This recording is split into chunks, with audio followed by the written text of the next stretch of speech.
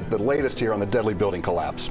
Chopper 4 over the scene earlier this morning, more than 48 hours since the condo collapse. Crews have not stopped trying to find survivors among the rubble. And new this morning, documents have revealed the building had serious concrete problems just 3 years ago. Plus, local leaders and Governor Ron DeSantis held a news conference updating search and rescue efforts.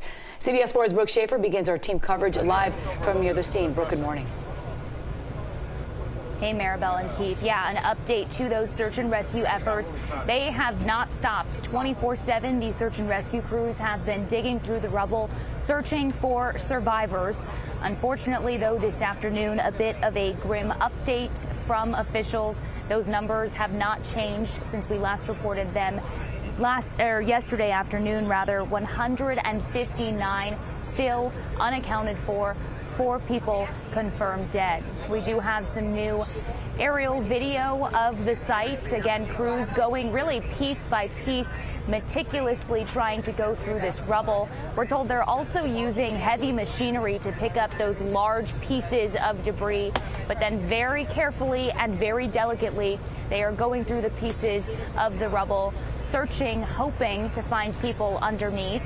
The mayor of Miami-Dade said crews here are also battling a fire as well, just really another layer of a challenge out here. They are trying incredibly hard to put this fire out, and they are working with a lot of different technology to try and contain the fire and minimize the smoke spread. But she said smoke is the biggest barrier right now as they search for survivors. Here's some sound, some update from Governor Ron DeSantis and Mayor Levine Cava just moments ago. Take a listen. There, the morning after, you didn't see it smoldering like it is now. I mean, the stench is very thick, and it obviously has created, quite an obstacle. And they're going to go into what they're doing to do that. From the state's perspective, we fulfilled all requests. FEMA's on site. We're working well. There's resources available. We have the capacity to do more if that's needed. But I think at this juncture, I mean, it really is dealing with those fires. It's a very challenging circumstance. Facing very incredible difficulties with this fire. The fire has been going on for a while. It's a very deep fire. It's extremely difficult to locate the source of the fire, and so they've been working around the clock. These fire rescue teams, these brave men and women under the rubble to fix this problem so they can get on, but it is hampering our search efforts. We see that the smoke has spread. It's spread laterally throughout the pile. It's very difficult to isolate the source of the fire and therefore to stop it.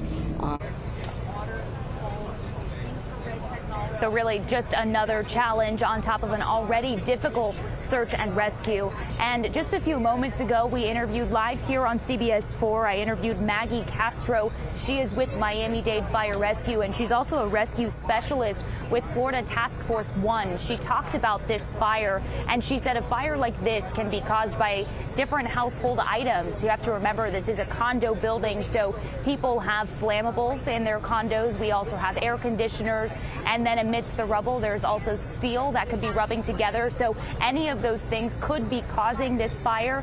And she said, unfortunately, in scenes like this, it is not uncommon to see a fire, but it's certainly another challenge on top of an already difficult search and rescue. Keith and Maribel? Brooke, you had a lengthy conversation with Maggie from MDFR. Anything else jump out at you that she said? Well, you know, I think when she talks about how meticulous this process needs to be, I think a lot of families and certainly all of us watching are really hoping for answers and waiting for some more news. And it feels like it's taking a very long time. And I think we can certainly understand the despair and really how desperate some of these families are for answers. But she talked about how they sort of have to move very slowly. You can't put hundreds of people on top of this rubble and risk it shifting and risk, things moving around and potentially making it difficult for them to get to people who are potentially under this rubble. So they have to be extremely careful and delicate as they go through and really go piece by piece to make sure they are being safe, not only for the search and rescue teams, but also for anybody who could potentially be under the rubble. And I do want to mention, Keith and Maribel, we've talked all morning long about the sounds that rescue crews are listening for. They're going through and they are listening for not only, hopefully, somebody yelling out and saying, "Help, I'm over here." They're also going through and they're listening for maybe some tapping, some scratching, some rubble moving, because that could indicate that there was potentially somebody underneath the rubble. But unfortunately, a difficult update in the press conference around 10:30. We asked the fire chief if he is still hearing those sounds as they go through. And unfortunately, he said they have not heard sounds in quite a while.